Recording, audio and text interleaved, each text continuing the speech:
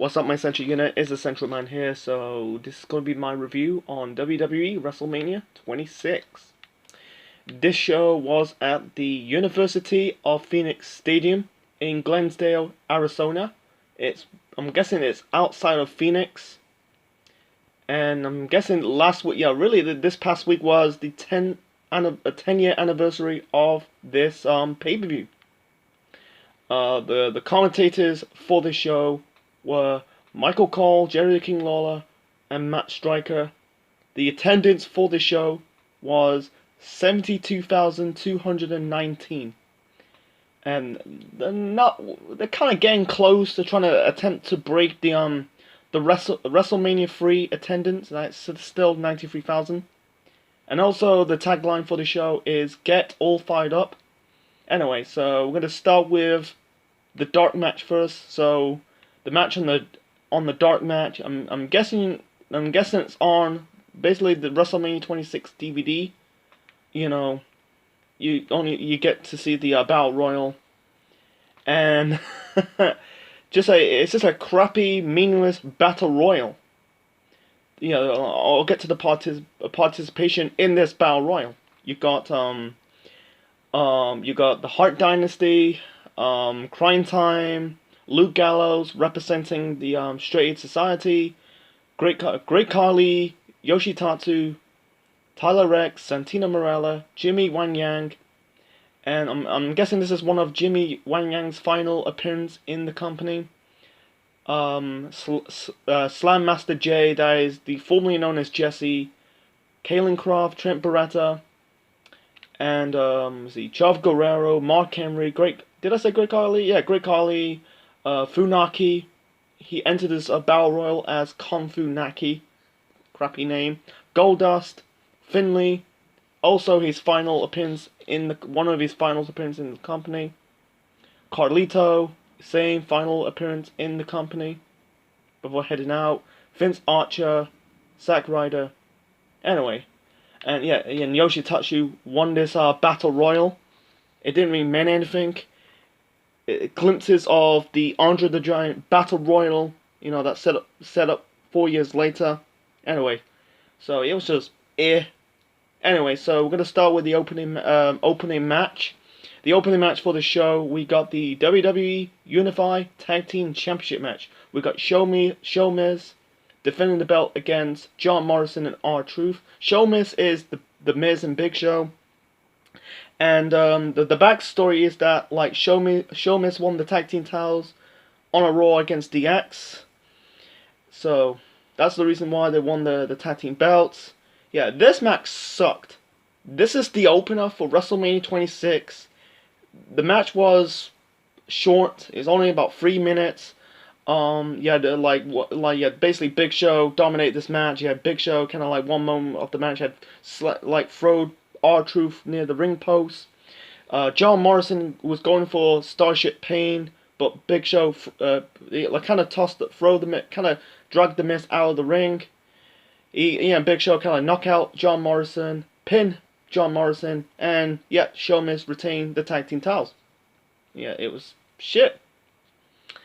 And Sheamus went on to lose the tag team titles to the Hart Dynasty, and then that was basically the end of the. This is the last time the Unified Tag Team titles. I'm guessing that it might be 100% true. Yeah, I think this is the last time the Unified Tag Team titles were defended on a pay-per-view before they go back to doing just before the whole big penny tag team belts. That's not saying too much. That's another story for another time. Anyway, okay, and then the second match of the main show, we got a triple threat match. The Legacy triple threat match. Randy Orton taking on Cody Rhodes and Ted DiBiase Jr. The backstory to this, you had basically Rhodes and DiBiase cost Randy Orton the WWE Championship on 2 separate pay-per-views.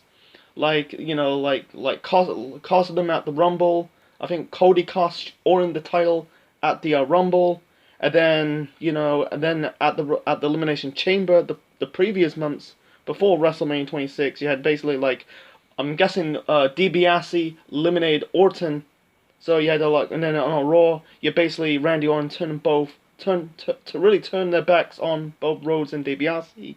And also, SmackDown vs. Raw 2010 predict this match. You know, if you play SmackDown vs. Raw 2010, they predict this storyline between Orton, Rhodes, and DiBiase.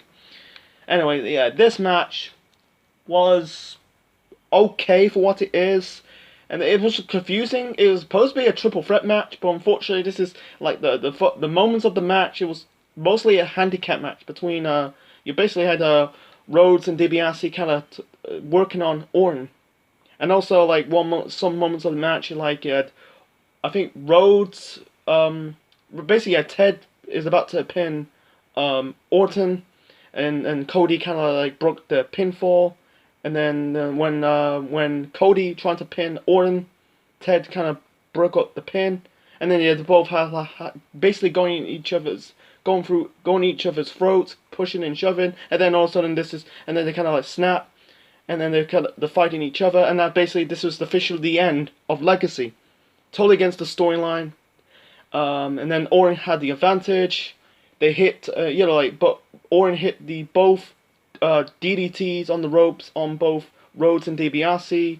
I think Orton punted Cody in the head, and he hit Ted DiBiase with the RKO to win this match. So, yeah, this is the officially end of Legacy. Orton went on to basically win more world titles in the next 7 years. You know, his last one was way back in 2017.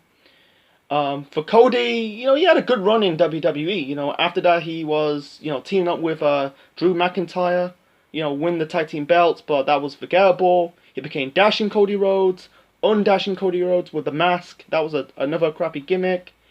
Then he, won his first single championship in the company. That was the Intercontinental title. Had a good run with it. Then the stuff with Damien Sandow, you know, the Team Rhodes Scholars, you know, he had the mustache. Then he teamed up with his brother Goldust. And then, you know, his final run in the company, he become, you know, Stardust, basically a polarizing gimmick for Cody, mimicking his brother's gimmick. He's been doing it for years. And then he, left the company, had a run in the Indies, you know, with New Japan, ROH, a short run with Impact Wrestling. And then, you know, right now he's running one of the best promotions right now, AEW. And as for Ted DiBiase, yeah, for Ted, you know, he's never reached those main event potentials. Like, they're trying to make Ted DiBiase Jr. more like his dad, you know, give them the $1 Million Championship, have Virgil as his manager, and then had Maurice as his valet. Did not work. And then teaming up with Cody again in 2011. And then, you know, turn him babyface. You know, did the whole Ted DiBiase posse, and then he got injured, and then he left in 2000. I think it was 2013. Yeah, for Cody and Randy, you know, they had a decent, you know, they went on to good things. As for Ted, not so much. Anyway, okay, and then we got the Money in the Bank ladder match. So the competitors in this match, you got Christian, Dolph Ziggler, Drew McIntyre, Evan Bourne, Kofi Kingston, Matt Hardy, MVP, Shelton Benjamin, Kane, and Jack Swagger. And this was fun. This was a fun-looking, good ladder match. Yeah, like one moment of the match, you had like Evan Bourne hit the airborne onto Ziggler on one of the ladders. You had Kofi in one moment of the match. He was like when the ladder was broken in half. You had Kofi trying to pick up two pieces of the broken ladder, use them as stilts. You know, you're trying to go for the briefcase. Didn't happen. But that was a fun looking spot. Kane chokeslam Ziggler. I don't think Shelton Benjamin did a spot. You know, he does every time you see Shelton Benjamin in a Money in the Bank ladder match, he does that crazy spot. Don't think he did it in this match. Sadly, you know, Christian was about to win. He's about to climb up to grab the briefcase, but unfortunately, Jack Swagger stopped him. You know, kind of like, I think he hit him with the briefcase, unhooked the briefcase, and Jack Swagger become Mr. Money in the Bank. and I'll get to his run afterwards. And this is the last time the Money in the Bank ladder match was at WrestleMania. A few months later, they did the whole Money in the Bank pay-per-view, and the rest was history. They've been doing it ever since. Okay, and then we got Triple H versus Sheamus. This took place after Elimination Chamber. You know, the following month's pay-per-view when Triple H eliminated Sheamus, because at the time Sheamus was the WWE champion. Triple H eliminated him, basically ended Sheamus' WrestleMania dream. So, and then after the match between DX and Sheamus for the tag team belts, you had Sheamus attacking Triple H, and then the promo package was so good. You had basically like Triple H ruined Sheamus' WrestleMania dream, and Triple H says you bring up the Triple H's first match at WrestleMania was first WrestleMania match against the Ultimate Warrior at WrestleMania 12, and then said a lot of people beat me and a lot of people got on to big stuff. Yeah, and he had to mostly had Sheamus throughout the build beating down Triple H. That's good. It's very physical. Yeah, this match between Triple H and Sheamus, I think it was okay for this. I'm not saying it was a bad match, but it wasn't great. It was really physical, but it was kind of like thumbs in the middle. Like I think Sheamus hit the big boot, later on become the bro kick on Triple H, and Triple H kicked out for that. In the end, Triple H got the win. Hit basically the pedigree onto Sheamus to win this match, and yeah, this is backwards booking. Yeah. For Sheamus, in late 2009, Sheamus was the WWE champion, and then, 3 months later, he dropped the belt to, lost the title at the Elimination Chamber, and then all of a sudden, this match was Sheamus's first, really his first high-profile WrestleMania match. His first high-profile match was John Cena at TLC. Yeah, it was kind of like backwards booking for Sheamus, and then later on he went to squash Daniel Bryan at WrestleMania 28 2 years later. For Sheamus, I think they dropped some wrestling fans shit on Sheamus. People think he's overrated, but nah, I think Sheamus is underrated. He's a good worker. I think sometimes they poorly book this dude. It's just another topic for another time. So, they in the next month's pay-per-view Extreme Rules, Sheamus beat Triple H, and not just beat him, write Triple H off the storyline. Triple H, was out for 1 year later to set up the Undertaker match at next year's WrestleMania in 2011. Okay, and then we got Rey Mysterio taking on CM Punk. And this build to the storyline is that you had this segment on SmackDown. We had Rey with his family, because it was Rey's daughter Alea's birthday, and then you got CM Punk and the Straight Edge Society basically crashed the party, and then you had CM Punk did the singing Happy Birthday to Alea, singing Happy Birthday to Rey's daughter. That was one of the most memorable moments of Punk, his career, like singing to Rey's daughter to set up this feud for this match at WrestleMania, and Punk wants Rey to join the Straight Edge Society. Anyway, so yeah, Rey Mysterio versus CM Punk at WrestleMania 26, and this match was decent. This was good. This was way better than the Triple H and Sheamus match, the previous match on the show. Decent match, the good chemistry between Punk and Mysterio, and then also if if Rey Mysterio lose, he will join the Straight Edge Society. I think he had Gallows trying to interfere in this match, and also Serena trying to interfere in this match.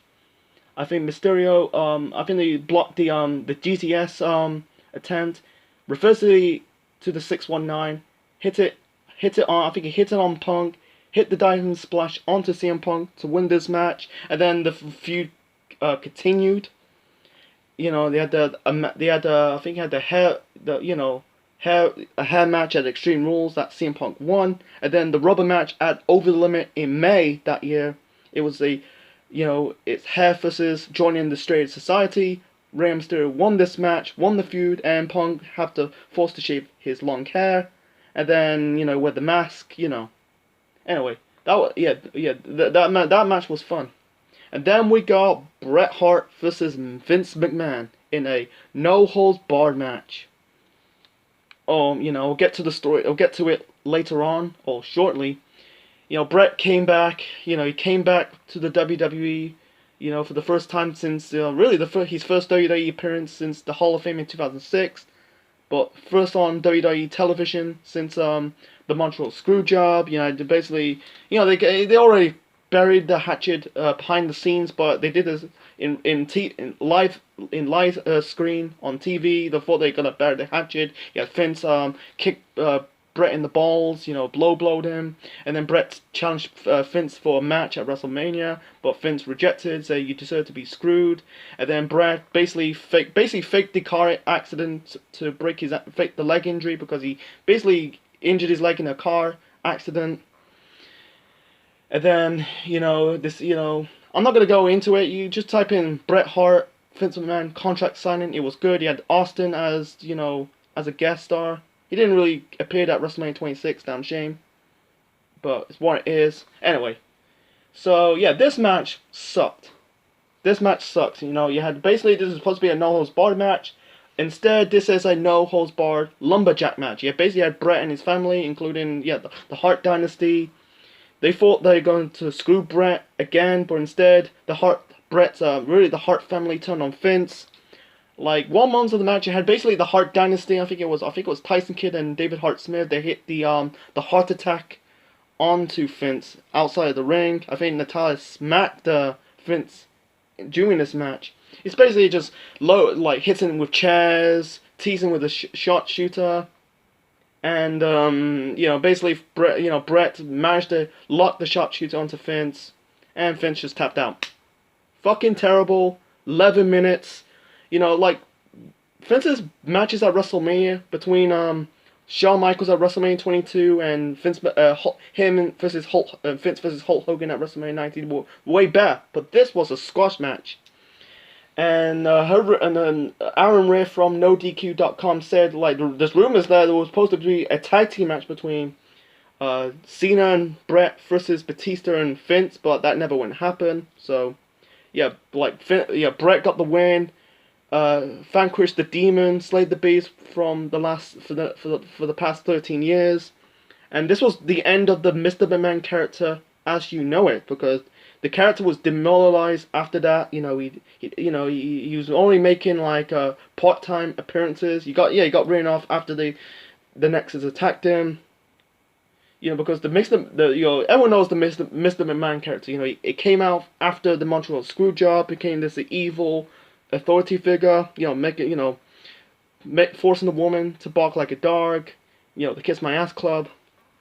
But it's just and this was this is Vince's final match on pay-per-view. He had one more match after that. That was against CM Punk 2 years later, but unfortunately that never went anywhere. So Bret slaved the beast, known as Mr. McMahon, and after that, Mr. McMahon only shows up in part-time instead of full-time. It's just 11 minutes. Why could it just be a squash match instead of or even a proper no-holds-barred match instead of a lumberjack match? Lumberjack matches, they could be good, there could be hits sometimes, but mostly a miss. Anyway, moving on to, the World Heavyweight title match between Chris Jericho versus Edge. This feud took place in the summer of 2009 when Edge and Jericho were tag team champions, and then Edge got injured his Achilles, so Big Show took his place, form of Jerry Show, and then at the this Slammy Award episode, Jericho thanks Edge for getting injured. That led in, call him forgotten, and then Edge came back at the Royal Rumble, eliminated Jericho, won the Royal Rumble in 2010 to have a shot of, basically, it was so predictable if they do Undertaker vs. Edge, where he seen it. Jericho won the world title at the Elimination Chamber the previous month, after Shawn Michaels cost Taker the belt. We'll get to that match later. And then throughout this throughout this build, you had basically Jericho and Edge. You basically had Jericho working on the injured leg of Edge, the Achilles.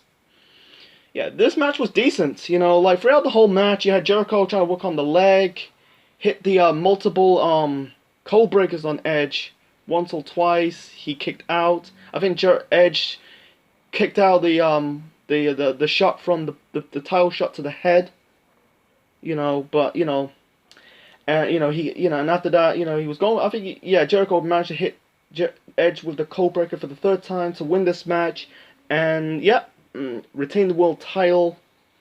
And then he was going to work on the leg more, but Edge got up an advantage. He went on to spear Jericho off the announce table. That was cool. That was the end of it. And then they had the blood. And then 5 days later on SmackDown, Edge speared Jericho, and then it led to Jack Swagger to cash his Money in the Bank briefcase and hit Jericho with a gut-wrench powerbomb. And then he won the world title. Yeah, his world title reign for Jack Swagger was a flop after that. And they had the rubber match at Extreme Rules in a steel cage match that Edge won. Then we got a 10-man tag team match for actually it's just a random 10-man, not 10-man, a 10 Divas tag team match I'm trying to say. We got basically Beth Phoenix, Eve Torres, Gail Kim, Kelly Kelly, and Mickie James taking on Alicia Fox, Layla, Maryse, Michelle McCool, and Vicky Guerrero. I'm gonna keep it short. It's just a bathroom break match. Vicky pins Kelly Kelly. Basically, Vicky botched the pin after she hit Kelly Kelly with a frog splash. I think Jerry King Lawler called it the hog splash, basically making fun of Vicky's weight. And then she looks like she did some mini splash on the Kelly Kelly, and that was not that good. It looks like Vicky kind of like humping Kelly Kelly after that. So it's what it is. Disaster. No one disaster, but it was just a bathroom break match. Okay, and then we got the WWE Championship match. Batista versus John Cena. This is the first match since that match at SummerSlam 2 years ago when Batista injured John Cena's neck. Cena won the belt at the Elimination Chamber. Then Vince basically screwed Cena out of the belt with Batista. Batista beat Cena at the Elimination Chamber, won the belt. And this has been like, it's built up when 5 years anniversary since Cena and Batista won both their championship, won their world title matches at WrestleMania 21.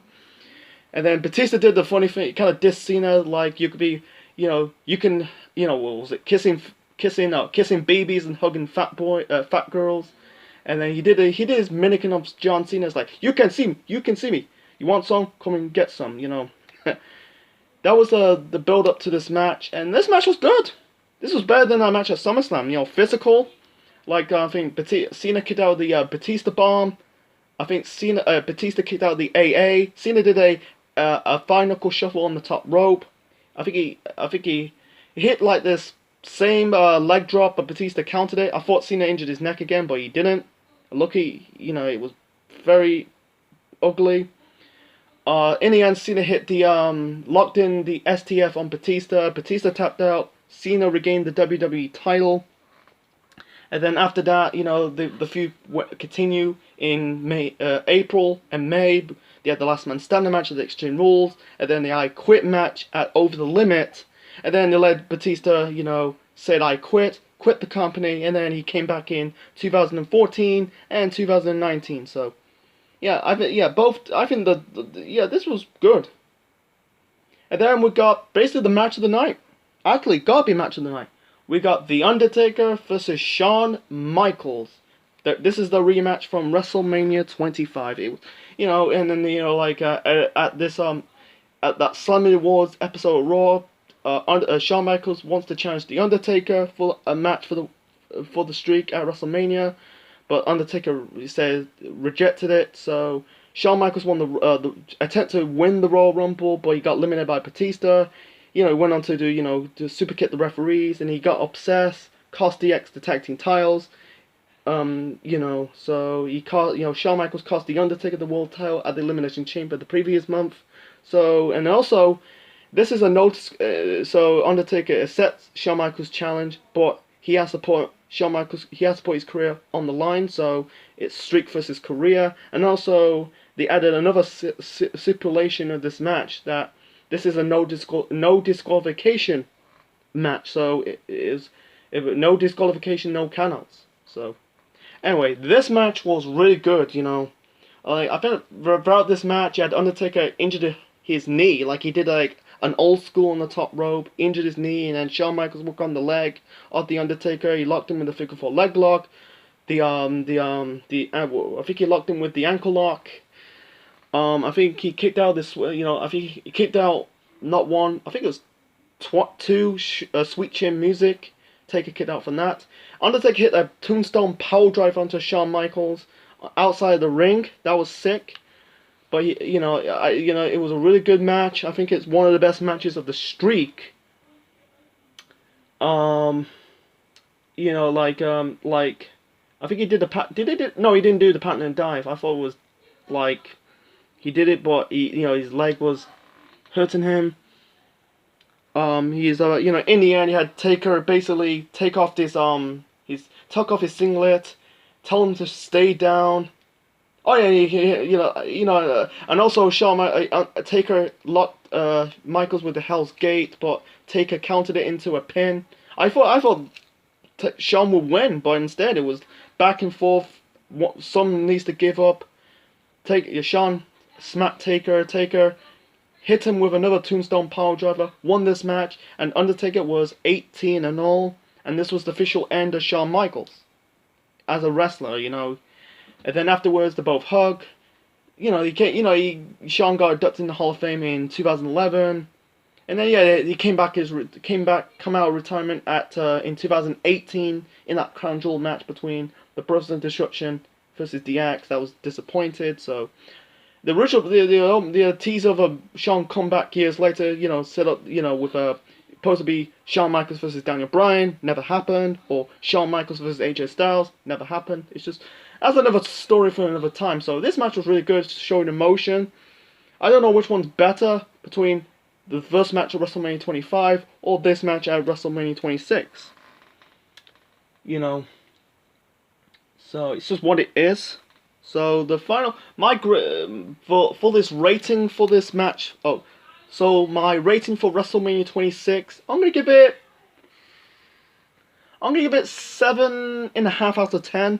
I was about to give it 6, but I'm gonna give it 7, man. It was really a strong show. I'm gonna go to the good matches. You got basically the Money in the Bank ladder match, the 2 world title matches delivered, Punk versus Mysterio, and also Undertaker versus Shawn Michaels match of the night. And then also you had some shit in this show, like you got the opening match, Sheamus versus Morrison and R-Truth.